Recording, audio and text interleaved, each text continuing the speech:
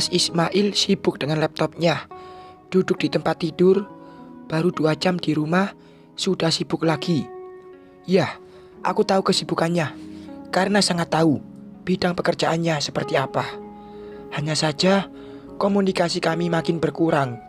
Seandainya aku diperbolehkan kerja, mungkin kita sama-sama terhanyut di bidang masing-masing tanpa merasa sendiri, seperti yang aku rasakan sekarang. Mas, bentar ya Sarah. Aku harus menghitung anggaran yang cocok buat proyek yang akan diajukan. Pandangan mata Mas Ismail tak beralih dari laptop. Belum juga selesai bicara, tapi Mas Ismail sudah menghentikannya. Baiklah Mas, atau perlu aku bantu menghitung anggarannya? Mungkin dengan ikut campur pekerjaan suami yang sangat aku kuasai akan membuat keseruan tersendiri dalam rumah tangga ini. Nggak usah, sebaiknya kamu minta Bibi bikinin aku kopi. Lagi, ia tak menoleh padaku. Apakah aku kurang cantik hingga laptop terlihat lebih penting? Aku juga pernah kerja dan tidak segitunya ingin membahas tentang ucapan Ririn, tapi terhalang kesibukannya malam ini. Sudah jam 9. Aku janji akan mengantarkan uang jajan Tia. Jika ditransfer, pasti melalui rekening Andi atau ibu mantan mertua. Aku tak mau merepotkan mereka, walaupun hanya menarik via ATM. Kenapa gelisah, Sarah? Aku langsung mengalihkan pandangan pada Mas Ismail. Ia sedang menatap laptop. Kok tahu aku gelisah? Aku mau mengantarkan jajan Tia, Mas. Lalu ia mulai menatapku. Kok tidak tadi siang? Tanyanya. Tadi udah, tapi uang itu hilang, Mas. Kok bisa?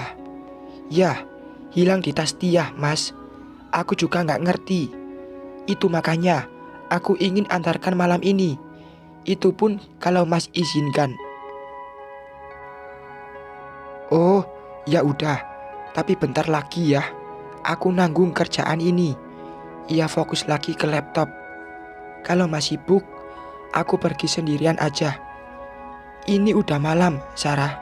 Masa pergi sendirian? Tunggu sebentar lagi. Baiklah, Mas. Aku tak ingin mendesak karena Mas Ismail pasti sedang konsentrasi menghitung. Aku mulai merebahkan tubuh di sampingnya. Melihat suami yang sedang sibuk, pikiran ini teringat lagi permintaan Ririn. Apa yang membuatnya segitu jatuh cinta pada Mas Ismail hingga rela memintanya padaku? Kenapa lihatnya gitu kali, Sarah? Astaga, Mas Ismail mengetahui jika aku menatapnya. Nggak ada, Mas. Mas lagi sibuk, makanya kita bahas nanti aja. Tiba-tiba ponselku berdering hingga aku bangkit duduk. Jawab dulu HP-nya, Sarah. Iya, Mas. Ponsel aku ambil dari Nakas. Emak, ucapku senang melihat ke layar ponsel. Aku langsung memencet tombol hijau menjawab panggilan ponsel. Halo, Mak. Jawabku di ponsel. Sarah, ini rumah gimana cara buka pagarnya? Tinggi amat. Pagar yang mana, Mak? Tanyaku. Kok Emak malah bicara pagar? Bukankah rumah di kampung hanya ada pagar bambu? Aduh, ini pagar rumah mertuamu kok terkunci? Hah? Emak ada depan rumah? Iya, Emak udah pegal nih berdiri di sini. Iya, Mak, aku ke sana. Jawabku lalu mengakhiri sambungan seluler ini. Emak datang, Sarah. Tanya Mas Ismail. Ternyata ia menyimak pembicaraanku. Iya, Mas. Emak ada depan pagar, tapi gak bisa masuk karena pagar terkunci. Aku langsung keluar kamar. Ternyata Mas Ismail meninggalkan laptopnya dan ikut keluar. Aku kira ia akan meneruskan kerja depan laptop, tanpa mau diganggu. Tapi setelah tahu emak ada depan pagar rumah, langsung ikut menyambut. Aku menuruni anak tangga dengan langkah cepat. Ingin rasanya segera sampai depan pagar. Akan tetapi ada sesuatu yang membuat mataku terpana. Hingga langkah ini mendadak pelan, yaitu ada Ririn duduk dengan Mami di ruang tengah. Mereka bicara sangat akrab dan terdengar tawa renyahnya. Mau apa lagi wanita itu ke sini? Apakah ia tak ingat kalau tadi sore telah kuusir dari sini? Baru beberapa jam sudah ke sini lagi. Dasar tidak punya malu. Jadi ia berusaha mencari perhatian mertuaku agar Mas Ismail menikahinya. Oke, perang dimulai. Itu Ismail. Mami menunjuk Mas Ismail yang melangkah di belakangku. Hah? Apa maksud Mami? Hai Ismail. Hai Sarah. Ciuh. Ririn melambaikan tangan menyapaku dan Mas Ismail, seperti tak terjadi apa-apa saja tadi sore, hingga ia melempar senyum manis padaku. Mau pura-pura baik, tetap saja yang busuk akan tercium. Hai Rin, balas suamiku. Aku menoleh ke belakang. Mas Ismail ikut tersenyum menyapa wanita sialan itu. Kini kami sudah turun dari tangga. Aku melangkah ingin ke pintu keluar.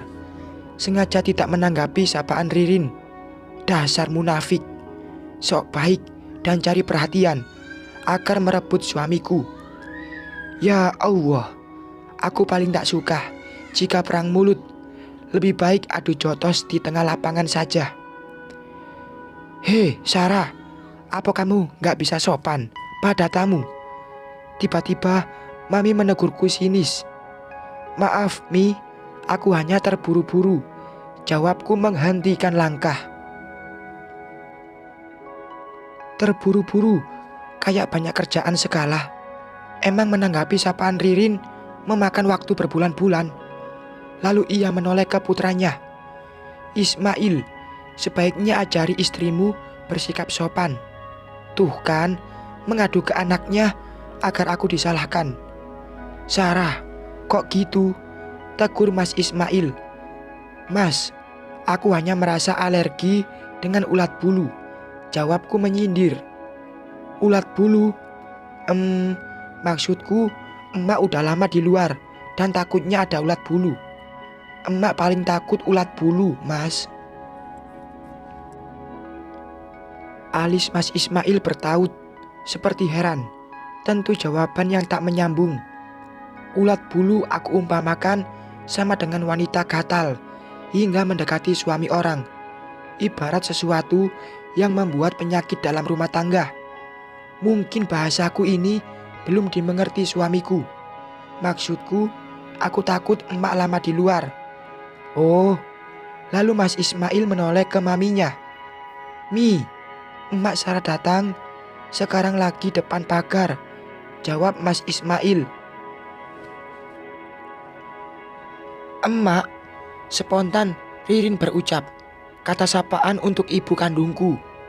Iya Rin, Sarah anak dari kampung, makanya panggil emak.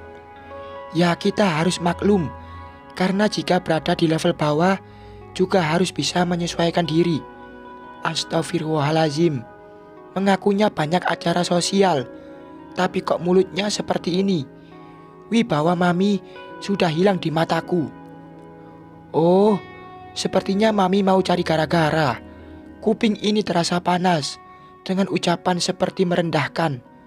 Semakin hari sikap aslinya kelihatan. Bisa jadi kegiatan sosialnya hanya pamer-pamer agar terlihat jadi orang baik. Mi, jangan ngomong gitu. Lalu Mas Ismail menarik tanganku. Ayo Sarah, kasihan emak depan pagar. Sepertinya Mas Ismail berusaha menjauhkan aku dari mereka. Iya Mas, aku menuruti suami karena tak ingin cari gara-gara. Lagian juga ingin menghargai suami. Emak baru datang dan tak enak dilihat ada keributan. Dan kami terus menuju pagar rumah. Nggak usah dimasukkan ke hati. Mami sebenarnya berhati baik. Hanya belum cocok saja, Sarah. Tanganku masih belum dilepas. Semoga saja kata-katamu benar, Mas. Sebenarnya hatiku masih sakit. Aku lebih tahu karena Mami yang melahirkanku, Sarah. Ya deh, Mas. Loh, kok pakai deh?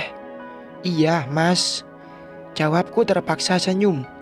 Aku maklum, ia membela maminya. Aku saja di posisi dia akan membela emak. Bersambung.